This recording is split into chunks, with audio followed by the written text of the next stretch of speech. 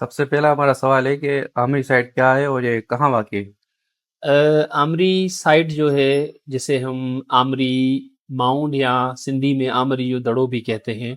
وہ دریائے سندھ کے کنارے پر واقع ہے جو جامشورو میں ہے اس وقت، اور آمری ولیج جو ہے اس کے ہی قریب وہ سائٹ ہے۔ آرکیولوجی میں عامری سائٹ کی کیا اہمیت ہے؟ آرکیولوجی میں آمری سائٹ اس لیے اہمیت کی حامل ہے کیونکہ جو انڈس سویلائزیشن ہے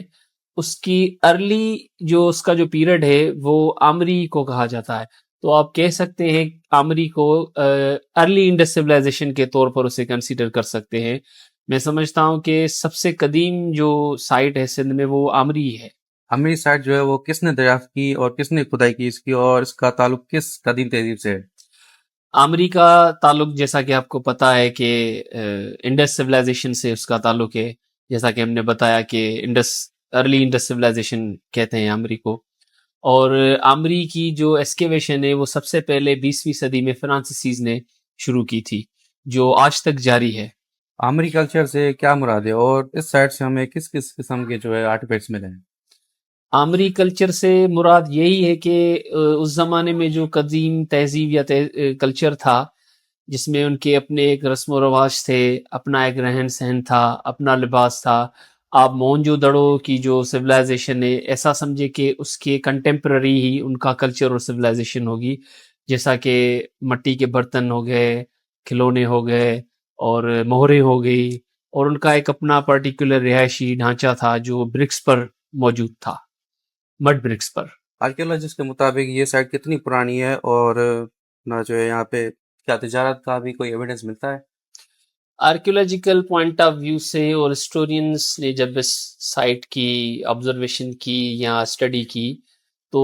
وہاں سے ظاہر یہی ہوتا ہے کہ یہ سائٹ تقریباً 6 سے 7 ہزار سال پرانی ہے، کیونکہ آپ کو پتہ ہے مونجو دڑو تقریباً 5 ہزار سال پرانی سائٹ ہے، تو یہ کنٹمپرری سائٹ ہے، تو یہ اس سے 1000 2000 سال پرانی سائٹ ہی کنسیڈر کر سکتے ہیں آپ اس کو۔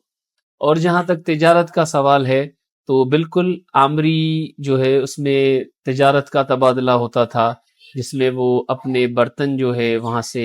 دوسرے سائٹس یا دوسرے شہروں میں بیچتے تھے، تو تجارتی حوالے سے یہ بھی بڑی سندھ کی اہم سائٹ ہے۔ عامری سائٹ کو محفوظ رکھنے میں ماہرین کو کن مشکلات کا سامنا ہے؟ سب سے پہلے تو آپ کو پتا ہے کہ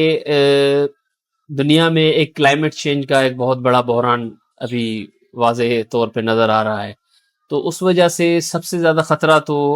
آمری کو کلائمیٹ چینج سے ہے، کیونکہ وہ بالکل ہی انڈس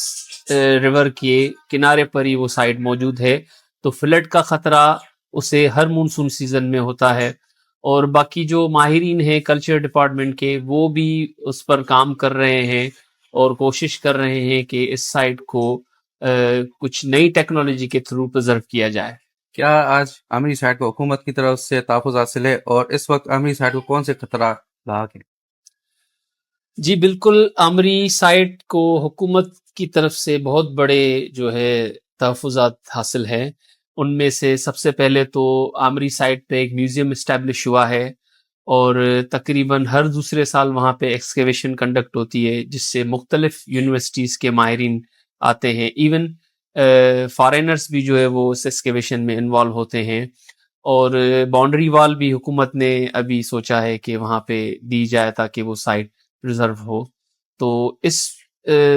چیزوں کو مد نظر رکھتے ہوئے آمری ایک بہت ہی اہمیت کی حامل ہے حکومت کی نظر میں۔ اور اس وقت عامری سائٹ کو کون کون سے خطرات لاحق ہیں؟ اس وقت آمری کو سب سے زیادہ جو خطرات لاحق ہیں وہ ہے انکروچمنٹ، اور پلس جو لوگوں کی مداخلت ہے، آنا جانا، اور ہیومن جو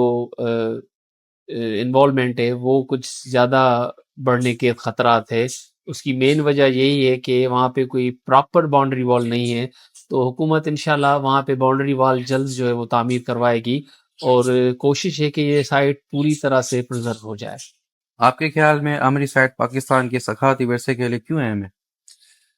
دیکھیں، آمری سائٹ ثقافتی ورثے کے لیے اسی لیے اہم ہے، بلکہ میں کہوں گا کہ آمری سائٹ جو ہے وہ سے آپ عالمی ثقافتی ورثہ بھی کہہ سکتے ہیں، کیونکہ یہ پاکستان کی پہچان ہے، اور انڈس سویلائزیشن کا ارلی پیریڈ ہے،